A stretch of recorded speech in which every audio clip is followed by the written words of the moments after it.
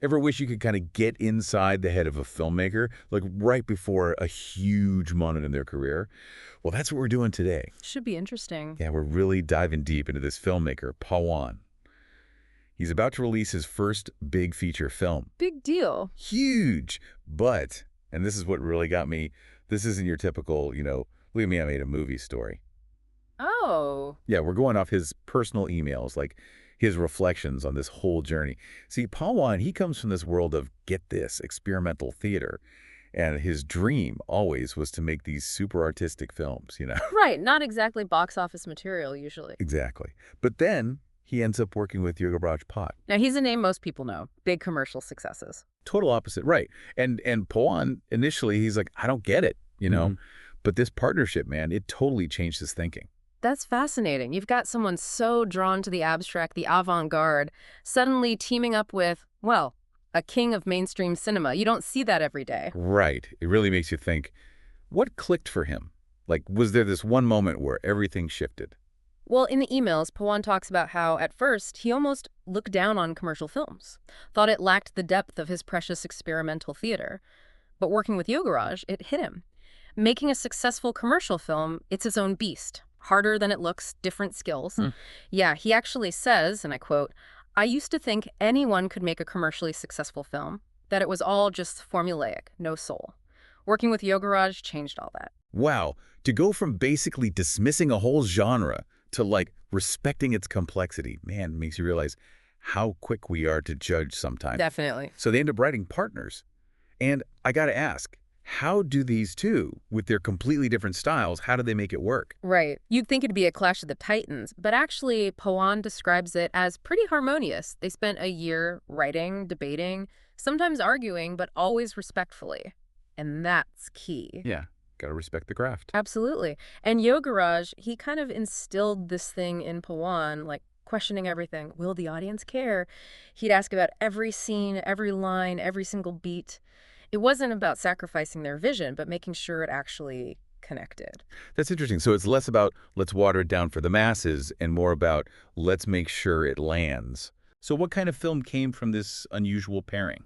Well, here's where it gets really interesting. Pawan calls their film, and I'm not making this up, polished mediocrity. Polished mediocrity. Okay, that is an interesting choice of words. How can something be polished, like refined, but also mediocre? That's the million-dollar question, isn't it? And honestly, I think that's what Pawan's wrestling with. They put their hearts into it, honed every detail, made sure every technical aspect was top-notch, thus polished. But he's also aware it might not be some groundbreaking masterpiece. And he's okay with that. It's not like they just slapped it together, right? No, not at all. And think about this. Pawan's background is theater, right? Small scale, intimate. And now he's making a movie with a whole crew. Exactly. He even calls it, get this, a baptism by celluloid. And he shot it on actual film. Whoa. On film. Mhm. Like, not digitally. That's hardcore. What made him go old school like that? I think there's a certain, I don't know, a discipline that comes with film. Every decision matters more. Every shot has to count. It's not like you can just keep rolling and fix it later. Yeah, that makes sense. Yeah. Especially coming from theater where it's all about those live moments. Exactly. You got to be decisive, economical.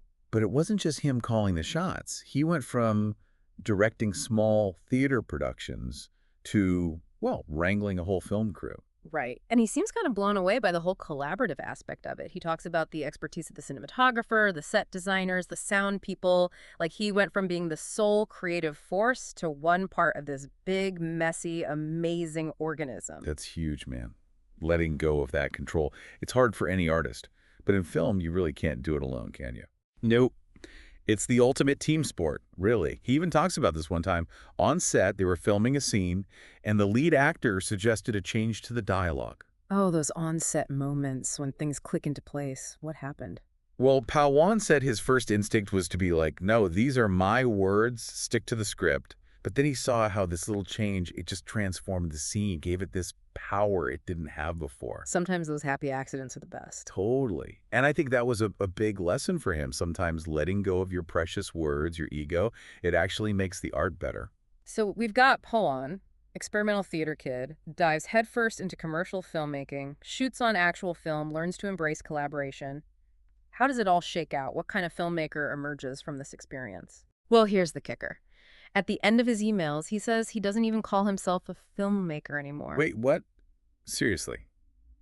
The guy just made a feature film, and he's ditching the label. Yeah, it's kind of radical, but it's not that he's giving up on filmmaking or anything. It's more like he realizes how much more there is to learn. Like he's just scratching the surface. There's something really humbling about that. For sure. It's like that saying, the more you know, the more you realize you don't know. Isn't that the truth?